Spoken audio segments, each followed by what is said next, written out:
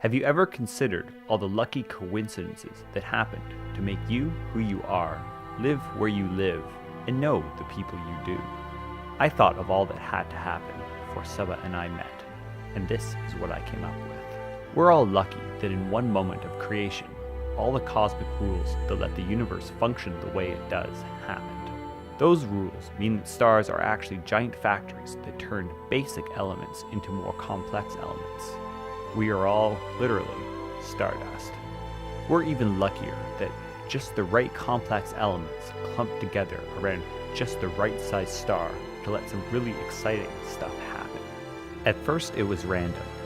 Bits would assemble, break apart, and reassemble again differently. Most of it did nothing, but with enough time, some of those combinations not only stayed stuck together, but were picky about what other bits they stuck to. Of course, our story doesn't end here. Occasionally, mistakes were made. At the right place, at the right time, different combinations worked out better. That's why our ancestors survived, while most did not. I can't even fathom all of this happening in just the right way. The right rules, the right stuff, the right timing. But it continued, and continued, and continued. Life wasn't easy. Not being the biggest or most numerous meant our ancestors had to be the smartest. Close family bonds helped them survive an ever-changing planet. They prospered and set out to find new lands. It took time, but eventually their children's children found a fertile new home. This is the story of how a daughter of the people who stayed in these lands met the son of a people who settled in misty lands far to the north. Settlements grew to villages, villages grew to cities, and these cities met and shared great ideas, artwork, and values. Even 2,000 years ago, jewelry made by his ancestors could have been worn by one of hers. But it's the ideas that brought us together. Almost 1,000 years ago, the king of those misty islands realized that while he may rule the island, he did so only with the permission of the people that lived there. The English, as they became known, used this freedom to think up lots of great ideas. Many we still feel the impact of today. But great ideas happen anywhere. Hundreds of years earlier, a desert merchant wasn't very impressed with how his neighbors treated each other. This enlightened man saw that we were all part of the same creation, and so we were all equal despite our diversity across the world. His great idea spread quickly, reaching that fertile land, India, where it inspired a great empire that tried to let all people live peacefully, regardless of their beliefs. So great ideas let us live peacefully. But how did we get here, so far from both India and Britain? As empires sailed and marched across the globe, ideas followed, met new ideas, and sprang forth children of their own.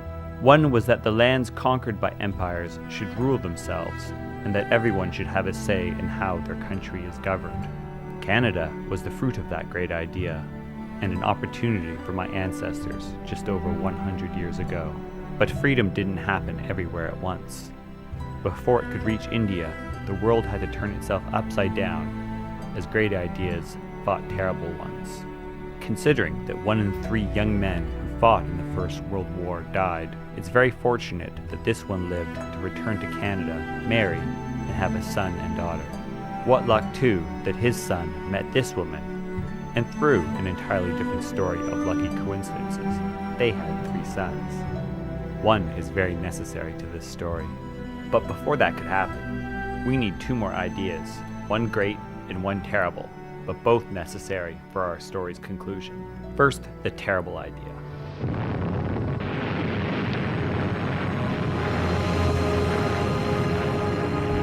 After that, the world got together to ensure such tragedy could never happen again. Because of the United Nations, many places in the world could enjoy peace and stability. Stability brings innovation, and the same forces that started our story and make an atomic bomb possible were used to make the energy that lights this room. Building nuclear plants requires a lot of clever people, including an engineer from England who brought his family here to Toronto. At almost exactly the same time, a clever accountant from India settled here for very similar reasons. Soon he and his new wife started a new life. How lucky that all the right people were now assembled in the right place. The daughter of the engineer met the grandson of the veteran, and they had a son. Not long afterwards, the accountant and his wife had a daughter. Even that is luck.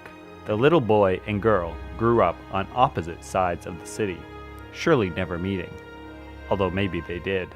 Growing up means tough choices, like where to go to school. Fortunately, the boy listened to some very clever friends. Through this friend, who went to the University of Toronto, he met this friend. Inspired by the United Nations, they ran a simulation of the real thing. She encouraged the boy to join too, so he did. Not long after, the accountant's daughter made very similar choices. They could have gone anywhere else and never met, but their shared interest in how the people of the world get along brought them to the same room at the same time. If any single step along the way was different, it would never have happened. It seems improbably lucky, I know, but I couldn't imagine it happening any other way.